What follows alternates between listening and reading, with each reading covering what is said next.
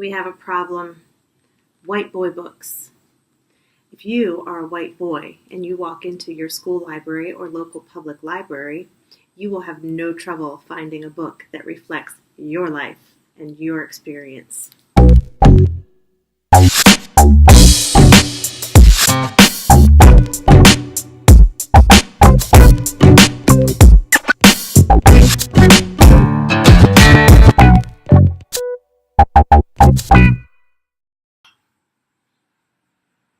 What if your parents are gay?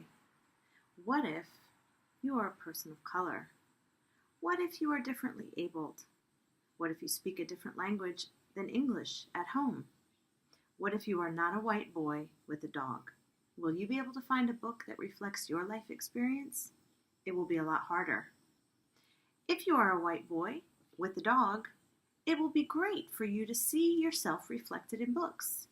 But you also need books that show you windows into other worlds, other life experiences, other neighborhoods, other families, people who are not like you. If you are not a white boy, you also need windows. You need to see people who live differently than you, but you will have no trouble finding books about some of those people.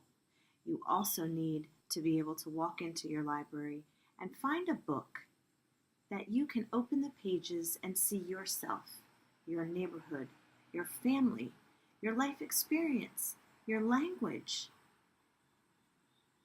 You need reflections of you in books, as well as windows into other worlds, other ways of living. Right now, that is not so easy to do. There aren't as many books in your library for you that can do that. That is a problem.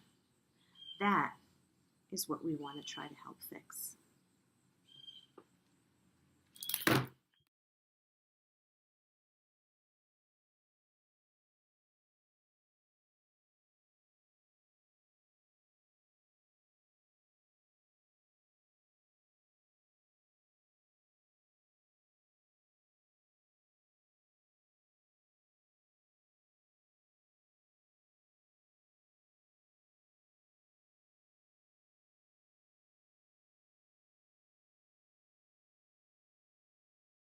I'm gonna bet that one of the first things you did today was to look out the window.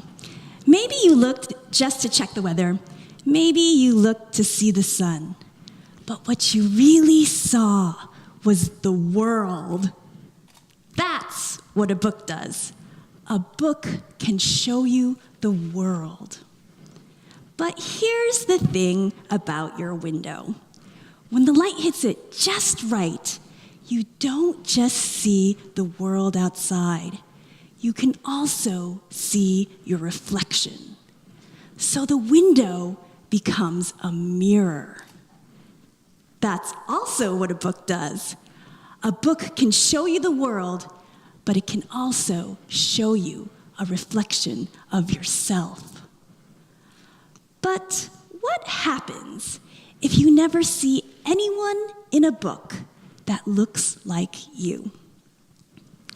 I had spent so much time pretending that I wasn't Asian that I really did forget that I was. And in a lot of ways, it was really easy to forget. It seemed like there was nobody that looked like me anywhere. There was nobody that looked like me in school. There was nobody that looked like me in the movies. There was nobody that looked like me on TV or in the magazines. And most importantly, there was nobody that looked like me in the books that I loved. In fact, the only book I ever saw with an Asian person in it was this one.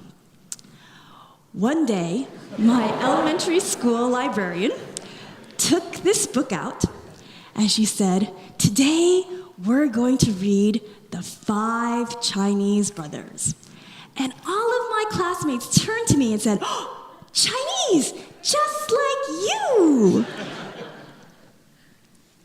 Have you ever been horrified by your own reflection in a mirror? because that is how I felt every time I was reminded of my ethnicity.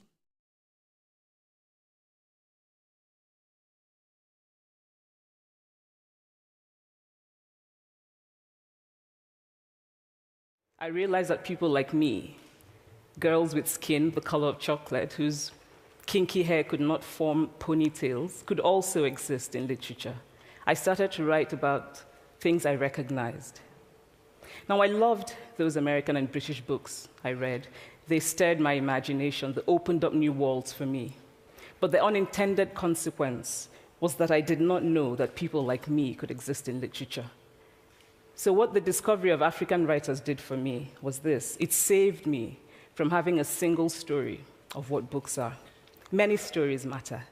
Stories have been used to dispossess and to malign, but stories can also be used to empower and to humanize. Stories can break the dignity of a people, but stories can also repair that broken dignity. The American writer Alice Walker wrote this about her southern relatives who had moved to the north, and she introduced them to a book about the southern life that they had left behind. They sat around reading the book themselves, listening to me read the book, and the kind of paradise was regained. I would like to end with this thought, that when we reject the single story, when we realize that there is never a single story about any place, we regain a kind of paradise.